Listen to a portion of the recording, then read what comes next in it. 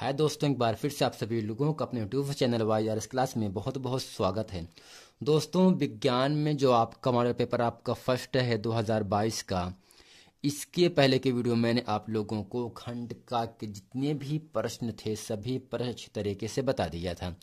आज हम पढ़ेंगे खंड खा में जितने भी बहुविकल्पी और अतिलघुत्तरी के महत्वपूर्ण प्रश्न हैं जो एग्जाम में आपके सामने पूछे जाते हैं। मैं उन सभी प्रश्नों को इस वीडियो में अच्छे तरीके से बताने वाला हूं। दोस्तों, प्रश्न नंबर 5 का आपके सामने यहां से कह रहा है, क्यूप्रिक सल्फेट के विलयन में जब लोहे का टुकड़ा डाला जाता है तो आयरन कापर हटाकर फेरस सल्फेट बनाता है। यह अभिक्रिया है। यानी दोस्तों, क्यूप्रिक सल्फेट के विलयन में जब लोहे का टुकड़ा डाल दिया जाता है तो उसमें जो आयरन जो आपका Fe होता है वो कापर को हटा करके फेरस सल्फेट बना देता है। तो यह अभिक्रिया कैसा है, यानी यह अभिक्रिया कौन सा है? जैसा कि ऑप्शन पहला है प्रतिस्थापन अभिक्रिया, दूसरा है अपघटन अभिक्रिया, तीसरा है योगात्मक अभिक्रिया, चौथा है वियोजन अभिक्रिया। अब दोस्तों, इन चारों ऑप्शन में ऑप्शन नंबर आपका पहला सही है, प्रतिस्थापन अभिक्रिया। यानी इसमें होता क्या है, अधिक क्रियाशील वाला तत्व कम क्रियाशील वाले तत्व को विस्थापित करके उसका स्थान स्वयं ले लेता है। तो ये जो अभिक्रियाएं होती हैं प्रतिस्थापन अभिक्रियाएं कहलाती हैं। जैसे कि दोस्तों, प्रश्न नंबर का में आपका ऑप्शन ए पहला सही है। प्रश्न नंबर दोस्तों खा आपके सामने यहां से कह रहा है, क्षार जल में विलेय क्षारक होते हैं जो परिवर्तित कर देते हैं। यानी दोस्तों, क्षार जल में विलेय क्षारक होते हैं जो परिवर्तित यानी चेंज कर देते हैं। ऑप्शन पहला है नीला लिटमस लाल, लाल लिटमस नीले को, नीला लिटमस गुलाबी को, लाल लिटमस नारंगी को। दोस्तों, इन चारों ऑप्शन में ऑप्शन नंबर आपका दूसरा सही है। लाल लिटमस नीले को क्षार जल में विलेय क्षारक होते हैं। वो कैसे होते हैं? जब लाल लिटमस नीले को परिवर्तित कर देता है तब क्षार जल में विलेय क्षारक होते हैं। अब दोस्तों, प्रश्न नंबर ग यहां से है आपके सामने, ठंडे जल से क्रिया करके मेथेन बनाता है। जैसा कि दोस्तों, मेथेन का सूत्र होता है CH4। तो ठंडे पानी से क्रिया करके मेथेन क्या बनाता है दोस्तों? ऑप्शन पहला यहां से है कैल्शियम कार्बोनेट, जिसका सूत्र होता है CaCO3। अगला है कैल्शियम कार्बाइड, तीसरा यहां से है सी ऑप्शन एल्यूमिनियम कार्बोनेट, चौथा यहां से है एल्यूमिनियम कार्बाइड। दोस्तों, ठंडे जल से क्रिया कर जो मेथेन बनाता है वो इन चारों ऑप्शन में ऑप्शन नंबर आपका चौथा सही है, एल्यूमिनियम कार्बाइड बनाता है। अब दोस्तों, प्रश्न नंबर 6 का प्रश्न नंबर का आपके सामने यहां से कह रहा है, भरजन से आप क्या समझते हैं? खा है मेंडलीफ की आवर्त सारणी का उपयोग कर निम्नलिखित तत्वों के ऑक्साइड के सूत्र का अनुमान कीजिए। पहला है के का मतलब पोटेशियम, सी का मतलब कार्बन, एल का मतलब एल्यूमिनियम, एस आई का मतलब सिलिकॉन, बी ए का मतलब बेरियम। दोस्तों, प्रश्न नंबर ग यहां से है, निम्नलिखित अभिक्रियाओं के लिए संतुलित रासायनिक समीकरण लिखिए। यह भी एग्जाम में दोस्तों 2 नंबर के लिए आपसे पूछा जाता है। पहला यहां से है calcium hydroxide plus carbon dioxide. यानी दोस्तों, जब कैल्शियम का हाइड्रोक्साइड की क्रिया कार्बन डाइऑक्साइड से कराया जाता है तो कैल्शियम कार्बोनेट तथा जल बनता है। बी यहां से है जिंक की क्रिया सिल्वर नाइट्रेट से कराने पर जिंक नाइट्रेट तथा सिल्वर प्राप्त होता है।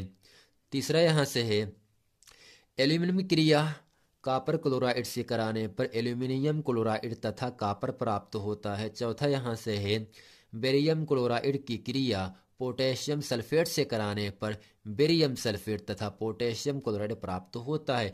आइए दोस्तों, प्रश्न नंबर 6 के का खा गा के जितने भी पार्ट हैं इस वीडियो में अच्छे तरीके से हम समझते हैं और पढ़ते हैं।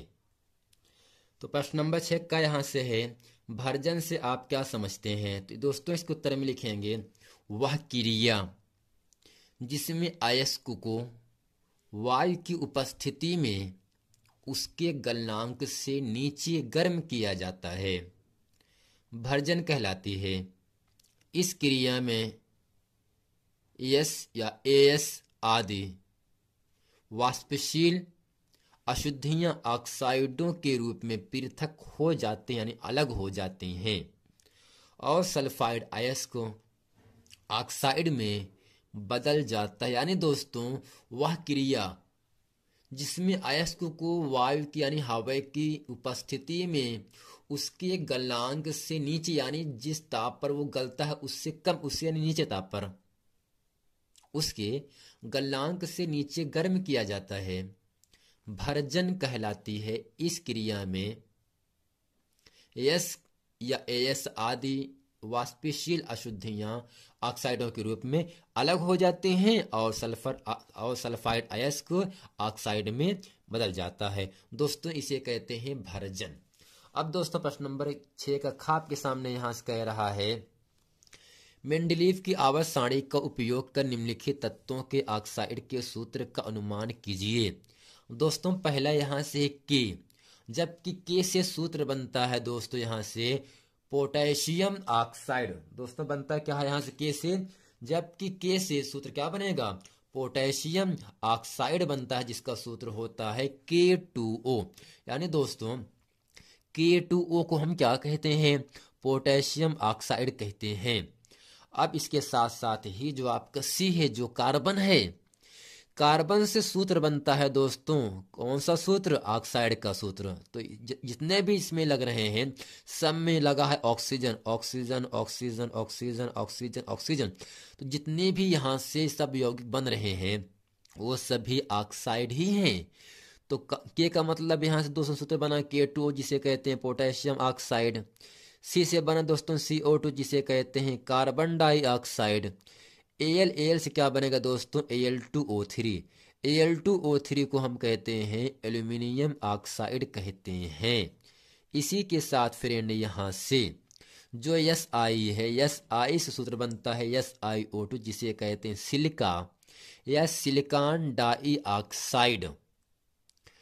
Ba का मतलब दोस्तों बेरियम, जबकि दोस्तों Ba से BaO सूत्र बनता है जिसे कहते हैं बेरियम ऑक्साइड। यानी दोस्तों के से पोटेशियम ऑक्साइड जिसका सूत्र आपके सामने है, सी से कार्बन डाइऑक्साइड, Al से एल्यूमिनियम ऑक्साइड, Si से सिलिका या सिलिकॉन डाइऑक्साइड, जबकि Ba से बेरियम ऑक्साइड सूत्र बनता है।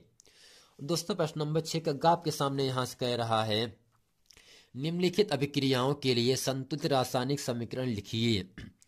इसमें आपका दोस्तों यहां से ए आपका है, जब कैल्शियम हाइड्रोक्साइड की क्रिया कार्बन डाइऑक्साइड से कराते हैं तब कैल्शियम कार्बोनेट तथा जल प्राप्त होता है। दोस्तों जो कैल्शियम हाइड्रोक्साइड है जिसका सूत्र होता है COH का H2, कार्बन डाइऑक्साइड सूत्र होता है CO2। जब दोनों क्रिया कराया जाता है तो कार्बन प्लस और यहाँ से CO2 एक ऑक्सीजन बाहर करके CO3 बनाता है जिसे कहते हैं कैल्शियम कार्बोनेट। यानी जो CaCO3 इसे कहते हैं कैल्शियम कार्बोनेट। इसके साथ साथ जो आपका H2O प्राप्त हो रहा है इसे कहते हैं जल। अब दोस्तों इसका हमें कह रहा है संतुलित करना है, यानी कैल्शियम के पहले एक यहाँ पर है, एक यहाँ पर भी है। अब दोस्तों कार्बन यहाँ से एक है, कार्बन भी यहाँ से एक है। ऑक्सीजन यहाँ से दोस्तों क्या है, ऑक्सीजन आपका 3 यहाँ पर है, एक ऑक्सीजन यहाँ पर है 4। तो 2 ऑक्सीजन यहाँ, 2 ऑक्सीजन यहाँ पर 4 हो गया। अब दूसरे यहाँ से है जिंक प्लस सिल्वर नाइट्रेट प्राप्त हो रहा है, जिंक नाइट्रेट प्लस सिल्वर। तो जिंक का मतलब दोस्तों Zn को हम कहते हैं जिंक, जबकि जो सिल्वर नाइट्रेट होता है जिसका सूत्र होता है AgNO3। जिंक नाइट्रेट सूत्र होता है ZnNO3 का होल ट्वाइस प्लस Ag का मतलब सिल्वर। अब दोस्तों Zn के पहले वैलेंसी क्या है, संयोजकता 1 है, इसका भी पहले यहाँ से 1 यानी बराबर है। अब Ag कितना है दोस्तों, यहाँ से 2 है, अब Ag भी 2 हो गया। नाइट्रोजन यहाँ से 2 है, नाइट्रोजन दोस्तों 2 हो गया। जबकि जो आपका ऑक्सीजन है वो आपका 3 ये O3 और 2 पहले से है, 3 दूनी 6 हो गया। तो 3 दूनी 6 ऑक्सीजन भी हो गया आपका। यानी जो आपका जिंक सिल्वर नाइट्रेट है और जिंक नाइट्रेट प्लस सिल्वर है, इसकी उत्पाद और अभिकारक में जो आपका संयोजकता है वो आपस में बराबर है। सी यहाँ से है दोस्तों एल्यूमिनियम प्लस कॉपर क्लोराइड। इसकी क्रिया दोस्तों किससे कराया गया, इससे कराया गया तो प्राप्त हुआ क्या, एल्यूमिनियम क्लोराइड प्लस कॉपर प्राप्त हुआ। तो जिसका सूत्र होगा एल्यूमिनियम का यहाँ से Al होता है, कॉपर का सूत्र होता है CuCl2 होता है, एल्यूमिनियम क्लोराइड जिसका सूत्र होता है AlCl3 होता है, कॉपर का Cu होता है। Al के पहले 2 लगा दिया, अब Al के पहले 2 बराबर हो गया, कॉपर के पहले यहाँ से 3 है, कॉपर के पहले 3 है, जबकि यहाँ से जो आपका क्लोराइड है Cl2 है वो 2 तिहाई 6, जबकि 3 दूनी 6 आपका क्लोराइड हो गया। अब दोस्तों यहाँ से डी यहाँ से कह रहा है बेरियम क्लोराइड की क्रिया हम करा रहे हैं पोटेशियम सल्फेट से, तो प्राप्त क्या होगा दोस्तों, barium sulphate plus potassium chloride, इन सब का दोस्तों आपको लैब होता उसमें इन सबको मिलाया जाता तो प्राप्त होता है। तो जो बेरियम क्लोराइड होता है उसका सूत्र होता है BaCl2, पोटेशियम सल्फेट K2SO4, दोनों को मिलाया गया तो बना क्या, BaSO4 जिसका सूत्र होता है बेरियम सल्फेट प्लस जो पोटेशियम क्लोराइड है जिसका सूत्र होता है KCl। अब दोस्तों देख लेते हैं, बेरियम के पहले एक यहाँ है, बेरियम के पहले एक यहाँ है, जो आपका क्लोराइड है Cl2, तो यहाँ पर भी आपका Cl2 पहले लगाया गया, Cl यहाँ पे 2 लगा दिया गया, पोटेशियम यहाँ से 2 है, पोटेशियम भी 2 है, सल्फर 1, ऑक्सीजन 4, ऑक्सीजन 4। दोस्तों जितने भी यौगिक यहाँ से बन रहे हैं सभी क्या है, संतुलित हैं। और दोस्तों उम्मीद करते हैं इस पूरे वीडियो में प्रश्न नंबर 6 के और प्रश्न नंबर बहुविकल्पी की जितने प्रश्न थे सभी प्रश्न आप इसे अच्छे तरीके से समझ गए होंगे। मिलते हैं फिर नेक्स्ट वीडियो में, तब तक के लिए थैंक यू। यदि आपने इसके पहले का वीडियो नहीं देखे हैं तो दोस्तों नीचे लिंक दिए डिस्क्रिप्शन में, वहां जाकर आप उस वीडियो को देख सकते हैं।